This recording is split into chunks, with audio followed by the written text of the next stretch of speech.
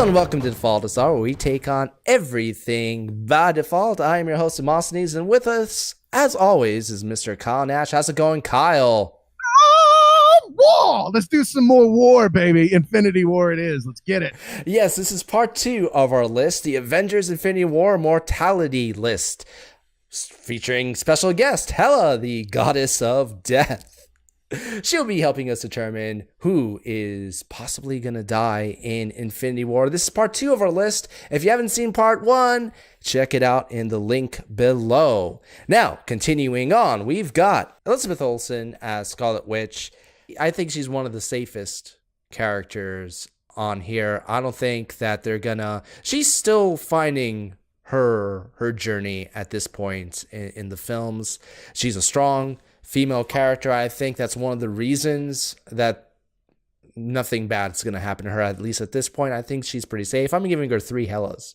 Did you just go strong female protagonist is why she's going to win? I think that based on the arguments made by many about the Marvel films, many arguments I don't necessarily ascribe to myself, but I think they're going to be a little bit more reluctant to kill off any of the main female characters, especially at a point where they haven't even given one of them a lead film.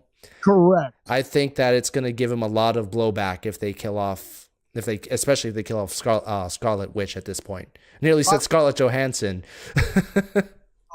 Killing either of them is a bad plan. I think before, and not saying this because she's a female. I'm saying this because similar to Hugh Jackman, it's a good thing they did the final Wolverine movie the way they did because Hugh Jackman was getting too old. If they're going to do a Black Widow movie, they need to get on that shit on the... Supposedly, they are making one for Phase 4. Okay, super. But the punchline to that all being, while I don't necessarily think Scarlet Witch is a have your own movie character, I would feel incredibly dissatisfied if they killed her off now. I mean, it would be a we barely knew ye kind of scenario. Granted, obviously not as bad as her brother's Quicksilver, but that is something that is part of the character's motivation and is being utilized in that fashion. I think we're going to see her powers on full display in this film. This is her coming out film.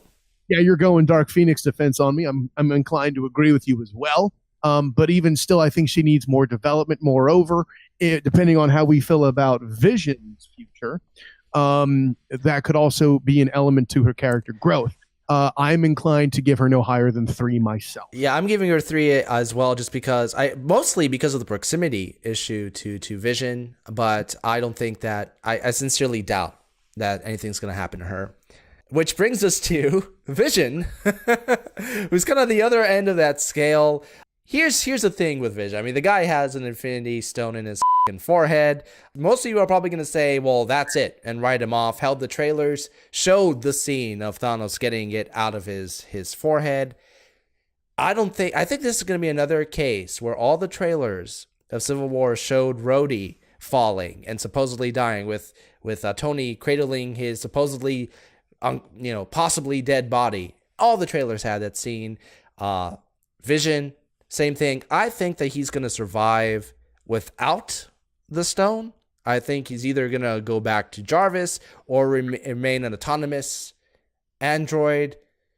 But he has the stone. I would be remiss if I didn't give him at least a 7. Correct. And actually, I am falling on giving him an 8 because, and hear me out on this, if he becomes Jarvis, which I think he will do, that still counts as a Vision death, in my opinion. The fact that Jarvis, whatever form he takes, is going to be a good way to lean into that head fake in the trailer that you're talking about.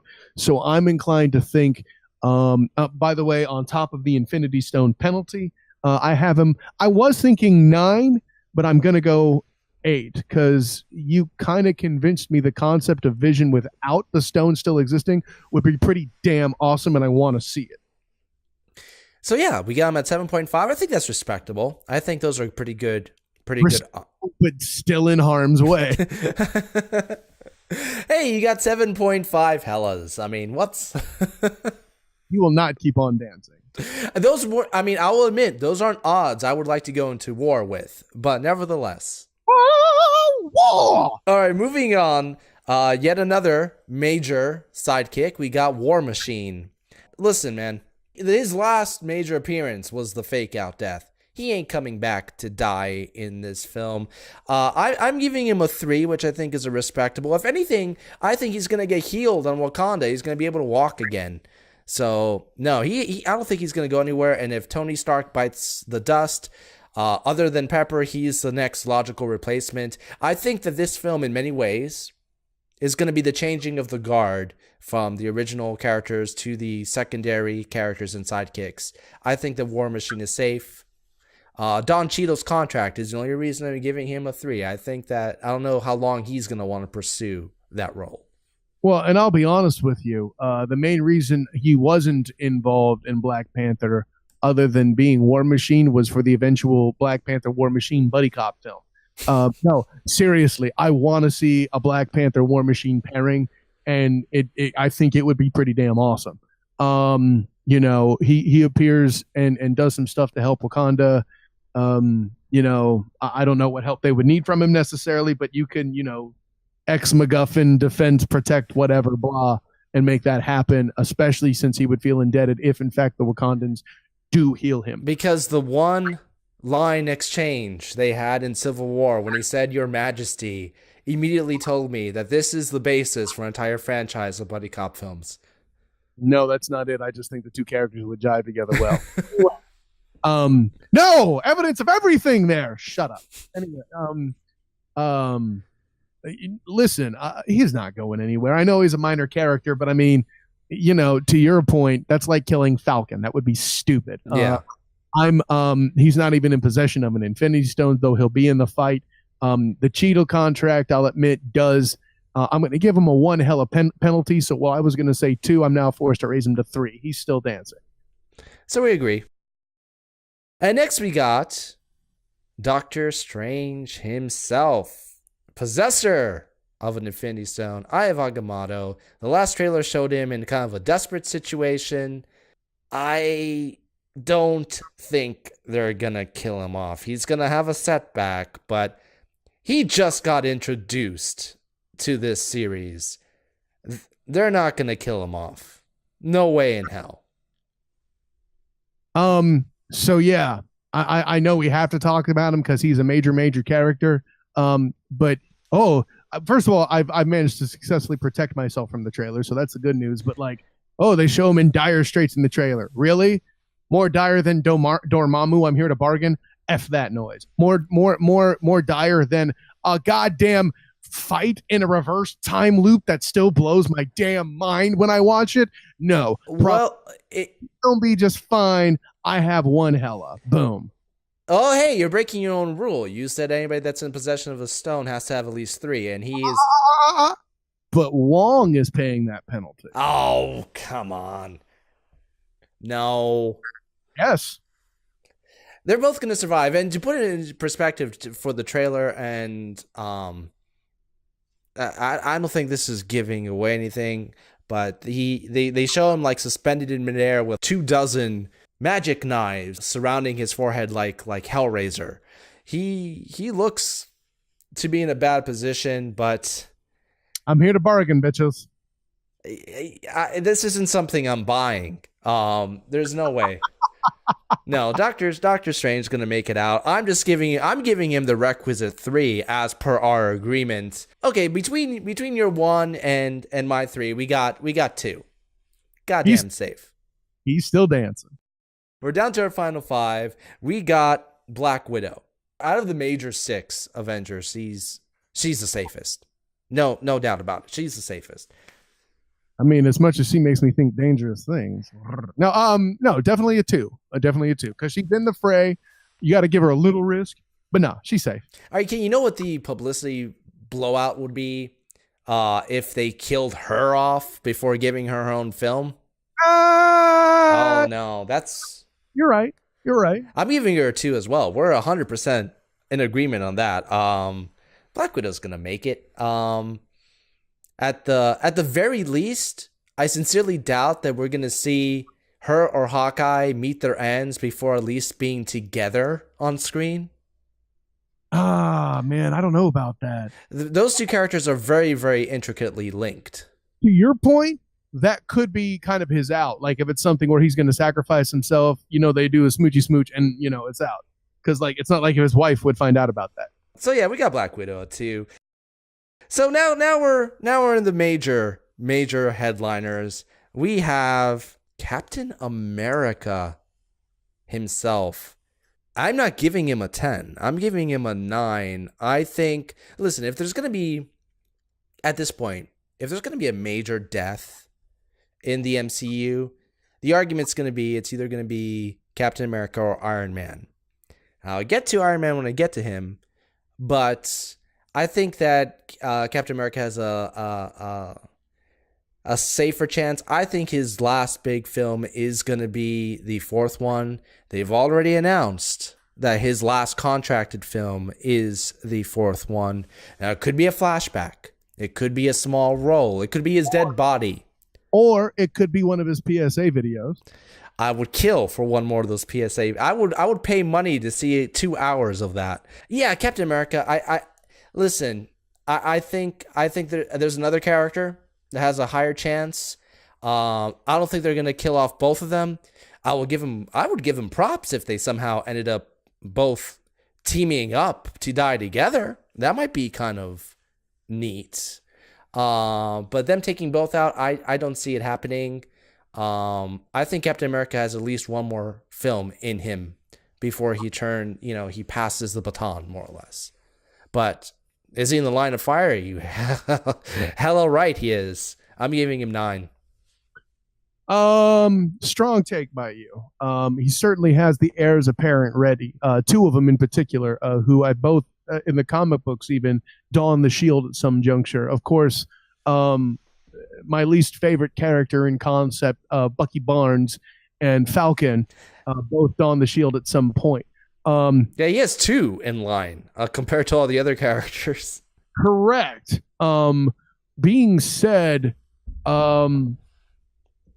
it's a tall order to think they're going to kill both of your primary leaders from Civil War, right? I'm going to go 8. And we'll leave that at that. 8.5, I think that's fine. He has to at least bang the niece at one point before this, before he dies. Why the hell should he? Why he should die a virgin? That would make him the purest freaking soul there would be. Oh my God, they're gonna turn him into Jesus. He's gonna be resurrected in the next film. Oh God! Oh, he has a beard already. Stupid puns! Ah. Oh, how full will the rest of the world think we are if we made Captain America Jesus? Let's go there, please. Yeah, and by the way, real quick. If that does happen, I will be sad that they didn't find some way to bring back Red Skull and give us an actual decent Red Skull portrayal as a villain. But honestly, I think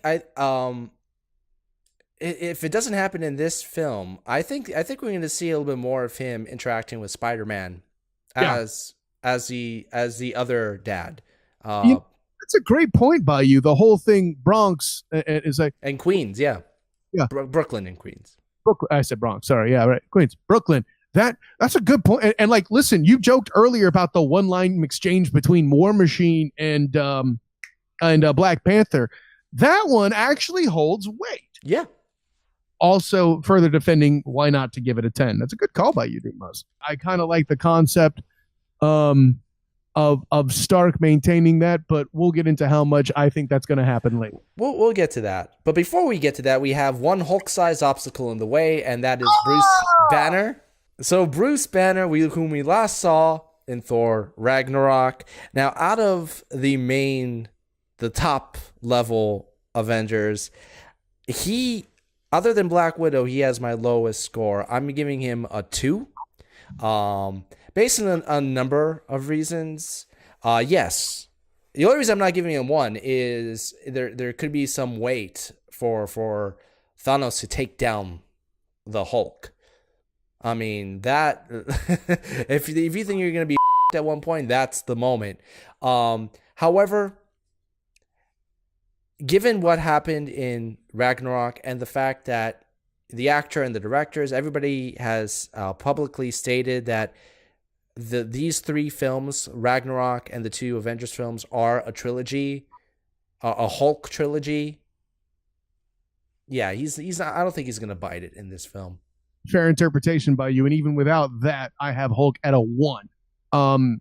Granted, Thanos killing Hulk would be compelling, but if he does it, he's going to do it protecting Thor. I think there's going to be a buddy cop fight, he and Thor against Thanos, as the strongest hand-to-hander, so to speak.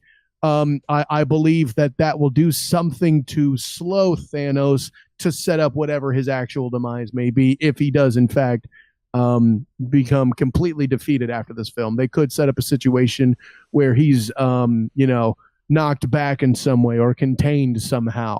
Out of all the major Avengers characters, this isn't a character that needs or the specific actor that's playing him.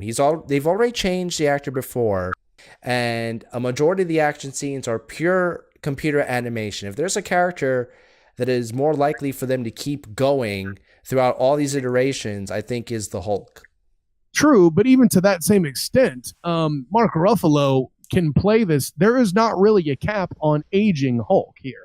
Banner can be an old guy and air quotes old guy, and it could still work. So we got him at 1.5. Yeah, I think that's what the lowest we have so far. He's safe. He's safe. But it brings us to Thor, his Ragnarok companion. Thor is supposedly going to have the largest role out of all the Avenger characters in this film. It makes sense, given how the story essentially starts in space and then ends up on Earth. He is kind of middle of the road with me. I think he has about a 50-50 chance. I think he's a 5. Chris Hemsworth really loves the role, and they love taking risks with him. He just evolved to his next iteration. He has gone from the god of hammers to the god of thunder, and he is the king. I don't think they're going to cut his reign short. Also, he's fucking dreamy. All right? Let's just call a spade, kid. I am putting him at 5 myself. I would put him at a 2, but I'm forced to impose the 3 Hela penalty. Therefore, I got him at 5. We're absolutely in agreement. Yeah. Which brings us to our final pick, and possibly the most contested character. This is the character that many are saying is going to be the one to bite the dust, and it kind of makes sense. Iron Man, Tony Stark, Robert Downey Jr. going out on a high note, possibly. We'll see. I have him at 10. Okay. Here's my caveat. If there is a wedding scene with him and Pepper, dead. That's the deadest motherfucker in this entire motherfucker. Okay. It's either a wedding or I'm pregnant. It's one of the two. No, but let me tell you why it's got to be the wedding. And as much as it's just a silly modern day tradition, everything is centered in the Avengers world around Stark Tower, around Avengers Tower, around the Stark brand, whatever you want to call it.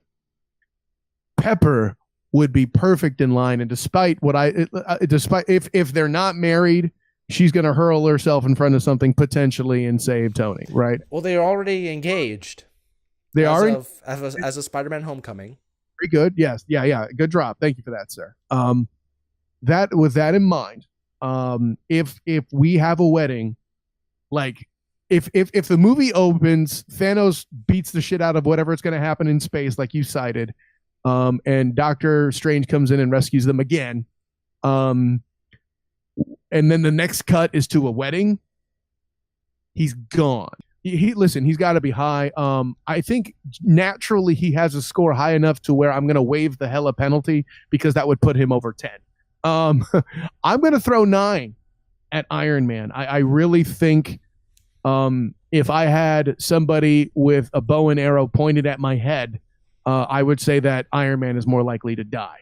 That's Orlando Bloom coming back for revenge. Trying to tell you, he would put it right between my eyes too, dude. I think. Listen, if if they really are going at this as the big event, as this big culmination, as the one where there are going to be bodies left, it all started with Iron Man. And I think it's all going to end with Iron Man. Well, then that means he's living past this movie because there's other movies. Well, as the chapter. Here's the thing. I mean, the fact that the next film isn't necessarily part 2, and that its supposed title is gonna be a spoiler for what happens in this film or what we can expect. Who knows? Would you be disappointed if this ended on a major cliffhanger? No, and you shouldn't be. I'm not going to go. It's not Fellowship of the Ring, obvious, but I mean, no one would like it because people are people, but I could live with it. And it'll be very awkward with our predictions when we come to find out that the next Avengers movie is Vulture's Revenge. That would be a problem. Really? We're gonna follow up Thanos with Michael Keaton? No, I can see that happening. Damn right you can, son. So out of this list, I think that at least out of the 17 which we counted down, the safest is going to be Hulk at 1.5, and the one that has the highest mortality rates is Iron Man at 9.5.